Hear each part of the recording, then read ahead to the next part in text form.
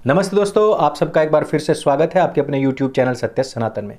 आज है 25 दिसंबर, साल का अंत होने वाला है और आज का दिन बहुत महत्वपूर्ण है। मैं कुछ भूल जाऊं उसके लिए क्षमा प्रार्थी हूं। सबसे पहले आज गीता जयंती है, आज तुलसी पूजन दिवस है, आज ही महामना मदन मोहन मालवीय जी का जन्मदिन है, आज ही अटल बिहारी वाजपेयी जी का जन्मदिन है और आज ही महाराजा सूरजमल जी का बलिदान दिवस है। आज ही क्रिसमस भी है। और अब हम बात करते हैं एक ऐसे ओकेजन की जिसको जबरदस्ती मनाया जाता है, जिसका कोई सिर पैर तो नहीं है, लेकिन क्योंकि बुद्धि जरा थोड़ी आरक्षणी है, आरक्षण प्राप्त बुद्धि है, इस वजह से जब भी उनसे इस विषय में बात की जाती है तो वो उससे भागते हैं। आज कुछ लोगों ने एक पेज के ऊपर मनुस्मृति लिखा और उसको जलाया। कुछ लोगों ने कोशिश की कि कहीं से उनको पैसे मिल जाएं या फिर कुछ आरक्षण के बदले पुस्तक मिल जाए वो, तो उसको हम जला दें। मैंने वो किताब देखी, वो एकदम नकली किताब थी, जलाया, खूब जलाया और जला भी देना चाहिए, कोई इसमें कोई बड़ी बात नहीं है। लेकिन इसमें एक बहुत बड़ी बात है जो मेरा सवाल है, जिसका मुझे आज तक कोई जवाब नहीं मिला।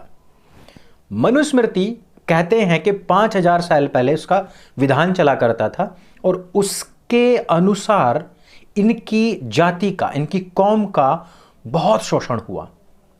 ठीक है, मान लेते हैं। तो अब उस किताब को हटे हुए कितने समय हुआ?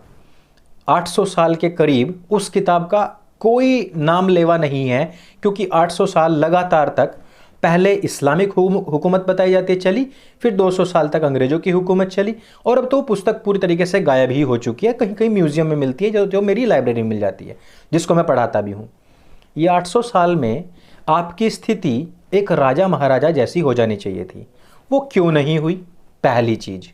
दूसरी चीज कि आप अपने आप को कहते हैं कि हम बौद्धों के, जो महात्मा बुद्ध थे, ये उनके वंशज हैं। तो महात्मा बुद्ध का जो बड़े बड़े मठ थे वो कहां थे? अफगानिस्तान में। अच्छा, इनकी एक बड़ी यूनिवर्सिटी बताई जाती है, वो भी थी। ठीक है, उसको किसने जलाया था? बख्तियावर खिलजी ने।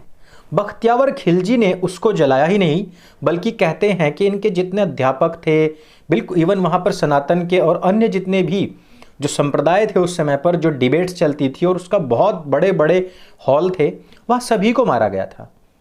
किस पुस्तक के आधार पर मारा गया था?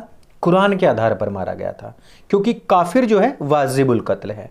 काफिर की जो किताबें हैं वो सारी की सारी जला देनी चाहिए, नष्ट कर देनी चाहिए। अच्छा, आपने कभी देखा है किसी भी तथाकथित बौद्ध को या आरक्षणी बुद्धि वाले को या नीली किताब वाले को, नील ग्रह प्राणी को देखा है कभी इस पुस्तक को जलाते हुए, जिसमें कहा गया है कि काफिर को मारो, काफिर को नष्ट करो? कभी नहीं देखा होगा।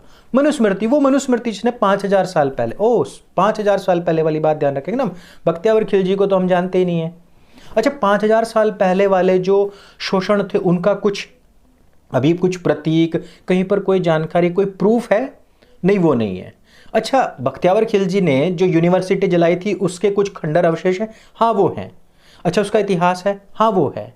अच्छा, मनुस्मृति में जो कुछ किया गया उसके आधार पर उसका कुछ इतिहास है, कुछ साक्ष्य, कुछ प्रमाण है? नहीं, वो नहीं है। तो किसको जलाना चाहिए? मनुस्मृति को जलाना चाहिए। वो क्यों जलाना चाहिए? क्योंकि हमें हिंदू से नफरत है, क्योंकि हमें ब्राह्मणों से नफरत है। वो क्यों है भैया आपको नफरत? क्योंकि हम इस्लाम पोषित हैं, क्योंकि हम जय भीम जय मीम वाले हैं, क्योंकि हमको वहां से फंडिंग होती है। वाह, ये ही रियलिटी है, ये ही सच है। तथाकथित पुस्तक जिसका वास्तविक स्वरूप वो नहीं था जिसको जलाया गया था, उसको जला करके बहुत सारे लोग हैं जो सोचते हैं कि हमने डिस्क्रिमिनेशन को ख़त्म कर दिया है, हमने ऊंच नीच को ख़त्म कर दिया, हमने भेदभाव को ख़त्म कर दिया है। लेकिन साल के साल वही लोग, उन्हीं के अंदर जो 36 प्रकार के अन्य सेक्ट हैं, उनको मैं कई बार डिस्क्राइब कर चुका हूं कि एक सामान्य जो कास्ट सर्टिफिकेट होता है उसमें चमार लिखा जाता है। इसमें भी नीचे नीचे बहुत सारे सेक्ट होते हैं।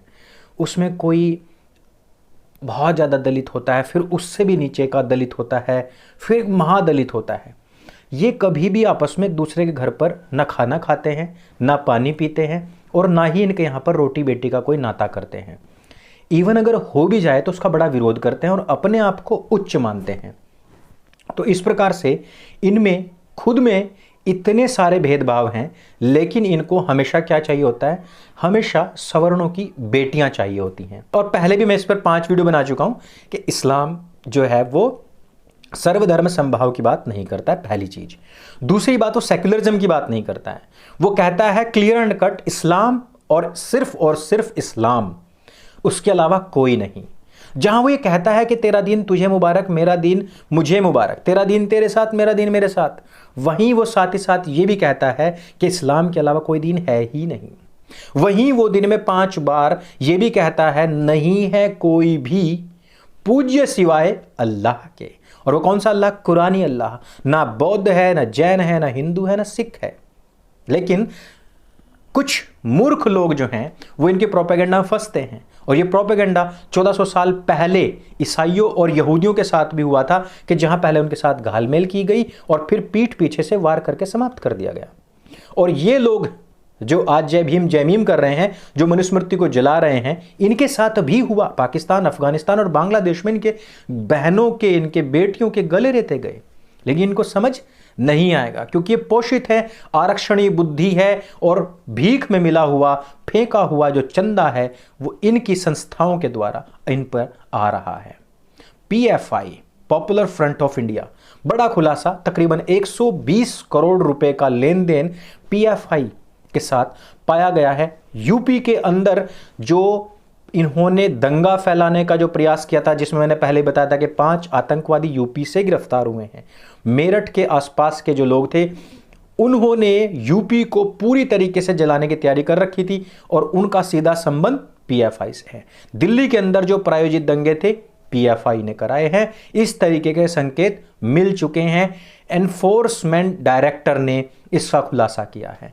ईडी इस बात की पुष्टि कर रहा है कि यहां पर कहीं ना कहीं जो डायरेक्ट बैंक्स में पैसा गया है उसके माध्यम से, जो हवाला के माध्यम से आया है, उस पर संदेह है। लेकिन जो भी कुछ दिल्ली में हुआ है, जो भी कुछ एंटी सीएए के दौरान कुछ हुआ है, उसमें पीएफआई का बड़ा हाथ है। कौन है ये पीएफआई? कौन है ये पॉपुलर फ्रंट ऑफ इंडिया? ये पॉपुलर फ्रंट ऑफ इंडिया एक इस्लामिक संस्था है जो भारत वर्ष में किसी भी तरीके से साम दाम भेद दंड, किसी भी प्रकार से अपनी हुकूमत लाना चाहती है। ये है असलियत। और असलियत पर मैं आऊंगा राकेश टिकैत। भैया क्या ही कमाल कर दिया। मतलब जब राकेश टिकैत की बहन बेटियां 2-2 कौड़ियों में बिकती हैं, ऐसा योगराज सिंह ने कहा था। राकेश टिकैत मुंह में फेविकोल जमा करके बैठे हुए थे। और आज वो लोग एक मीटिंग करते हैं हिंदुओं के खिलाफ, खूब बढ़िया से पेल पाल के, मतलब लगा के बढ़िया से मक्खन। वो हमें पता है फंडिंग कहां से आ रही है, वो सब पता है। वहीं पर बीच में बैठे हुए लोग हैं जो कह रहे हैं, जो नारे भी लगा रहे हैं, हमें पता है वही नारे हैं जो योगराज सिंह भी लगाते हैं, वो नारे हम भी लगाते हैं। लेकिन आज की स्थिति में यदि आप देखिए, सारे जितने भी ये लोग सड़कों पर अटे पटे पड़े हैं सिंधु बॉर्डर पर, उनमें से अधिकतर ने जिस समय महेंद्र कौर जी के खिलाफ गलत फहमीवशी कंगना रनावत ने कुछ बोला था, तो सारे लोग किस पर टूट पड़े थे? कंगना रनावत पर। सारे लोग क्या कह रहे थे? हिंदुओं को गाली दे रहे थे।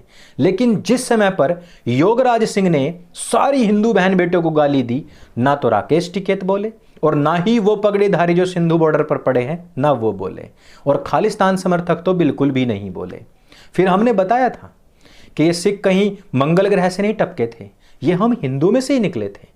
हमारे जो वीर योद्धा कौम थी, उन लोगों ने एक संस्था खड़ी करी थी, और जो तब कर सकती थी संस्था खड़ी, वो अब भी कर सकती है, करेगी। लेकिन सनातनी बड़ा भाई है बेचारा, तो इस वजह से वो क्या करता है, वो दूर से नमस्ते करता है, शांत भाव से बैठ करके सुन लेता है। लेकिन अपनी माँ बहन बेटियों को गाली दिलवाने के बाद में राकेश टिकैत जी नहीं बोले। लेकिन आज वो कह रहे हैं कि हम यहां पर भंडारा खाने के लिए आए हैं और हमें भंडारा खिलाया जाए। सीधी सी बात कही है। कह दें लोगों को, भाई हम भंडारा खाने के लिए आए हैं, ब्राह्मणों हमें भंडारा खिलाओ। कहा है कि ब्राह्मणों को हम यहां से देने जाते हैं, मथुरा जाते हैं, फलाना जाते हैं, ढिमकाना जाते हैं, खूब चंदा देते हैं, उनके पास खूब सारा है। हाँ है, वो हमें खिलाने नहीं आए हैं। बाबा टिकैत जी का क्यों होता था इतना सम्मान? क्योंकि उनको ना ये पता था कि मुझे क्या बोलना है और क्या नहीं बोलना है।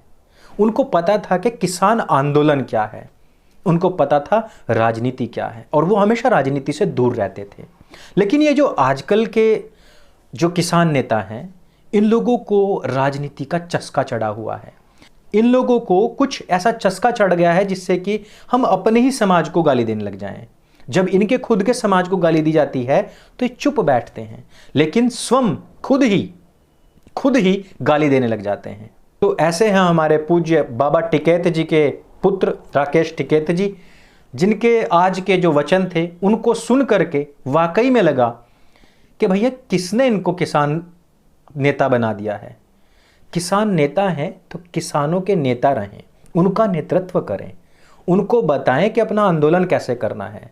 यहाँ जातियों को लेकर के, किसी समाज विशेष को लेकर के इस तरीके की नफरतें ना फैलाएं, या तो कहें कि हम भंडारा खाने आए हैं, हमने कोई आंदोलन नहीं करना है। और यही फर्क था बाबा टिकैत जी में और इन नए वाले टिकैत जी में। नेक्स्ट पर आता हूं सुशांत सिंह।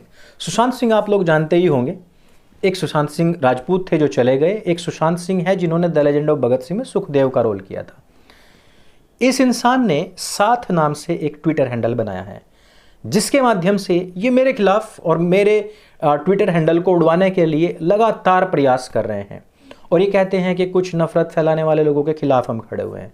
लेकिन ये बात हम सब जानते हैं कि जब एंटी-सीए प्रोग्राम चलाया हुआ था इन लोगों ने, तो इन लोगों ने कितनी गलतफहमियां फैलाई, कितनी नफरत उगली है, हम सब जानते हैं। और फिर ये लोग क्या कहते हैं कि किसी के खिलाफ बोलना कोई नफरत थोड़ा ही ना है। लेकिन अगर मैं थोड़ा सा भी कुछ बोलता हूं तो उसको लेकर के रिपोर्ट करना, ये करना, वो करना शुरू कर देते हैं। लगे रहो भाई, लगे रहो। कभी के टाइम पे मैं इसको बहुत अच्छा मानता था जब मैंने इसकी the legend of Bhagat Singh देखी थी। लेकिन आज की तारीख में अगर हम देखें तो सबसे ज़्यादा नफरत फैलाने वाला व्यक्ति, सबसे ज़्यादा झूठ फैलाने वाला व्यक्ति और सबसे ज़्यादा अफवाहें फैलाने वाला कोई व्यक्ति है तो वो सुशांत है। कैसे? ये बंदा कहता है एक रीट्वीट करते हुए, असह्य है, ये असह्य है नरेंद्र मोदी। और एक फोटो है जिसमें एक सिख जो थे, वृद्ध थे, वो सड़क पर मरे हुए पड़े हैं। जब इस फोटो को जांचा गया तो ये 2 सितंबर सन 2018 का फोटो है, जिस पर लिखा हुआ है कि लावारिस लाश हमें यहां तरन तारन में मिली है, कोई भी इनको पहचानता हो तो ले जाए। ये अलग ही लेवल का जो सस्ता माल बॉलीवुड में मिलता है, उनको फूंक करके बैठे हुए लोग आज अपने आप को कभी CAA का एक्सपर्ट बताते हैं, कभी किसानी का एक्सपर्ट बताते हैं और कहीं पर भी कूद जाते हैं। इस तरीके से चारों तरफ से ये कुछ ऐसे प्रहार हैं आज की तारीख में जो हम लोगों पर हो रहे हैं। जो लोग कहते हैं कि जातियों के नाम पर कभी लड़ना नहीं चाहिए, जो लोग कहते हैं कि जातियों के नाम पर कभी हमें झगड़ा नहीं करना चाहिए, वो लोग आज इस बात का जवाब नहीं दे रहे कि यदि तथाकथित रूप पर 5000 साल पहले भेदभाव हुआ तो आज संपूर्ण काफिरों को मारने वाली पुस्तक वो क्यों नहीं जलाई आपने? आज उस नीली किताब की बात होनी चाहिए जिसमें सभी लोगों के प्रति बराबरी का भाव नहीं है, जो भेदभाव करती है एक हिंदू में, एक मुसलमान में, जो भेदभाव करती है मनुष्य में, जो भेदभाव करती है आपस हिंदुओं में भी, जो भेदभाव करती है लड़का और लड़की में भी, जो भेदभाव करती है जातियों के आधार पर। उस नीली किताब को क्यों नहीं जलाया जाना चाहिए, ये बड़ा सवाल बनता है। भेदभाव आज भी हो रहा है, आज भी अन्याय हो रहा है। यदि कोई कहे कि मनुस्मृति में लिखा हुआ था कि उसकी बुराई करने वाला, उसके खिलाफ बोलने वाला, उसकी समीक्षा करने वाले व्यक्ति को सजा मिलती थी, तो आज भी ऐसा ही है कि आज अवमानना का एक धारा बना दी गई है कि यदि कोई इस प्रकार से क्रिटिसाइज करेगा तो उसको सजाएं मिलेंगी। आज ऐसा क्यों है? क्योंकि हर विधान में ऐसा ही होता है। और हमने आपको बता भी दिया कि किस प्रकार से मनुस्मृति को विरूपित करके लोगों को उसके खिलाफ भड़काया गया। लेकिन मैं पूछना चाहता हूं कि क्या 2-4 पेज जला देने से आप राजा बने? क्या 2-4 पेज जलाने से क्या आपको बिना आरक्षण के 99% मार्क्स मिले? क्या आपको 2-4 पेज जलाने से कहीं का वैभव, कहीं का शासन मिला? कीजिए, खूब जलाइए। ना लोग रावण जलाने से बाज आएंगे, ना मनुस्मृति जलाने से बाज आएंगे, लेकिन अपने समाज में अपने लोगों के ही खिलाफ खूब भेदभाव करेंगे।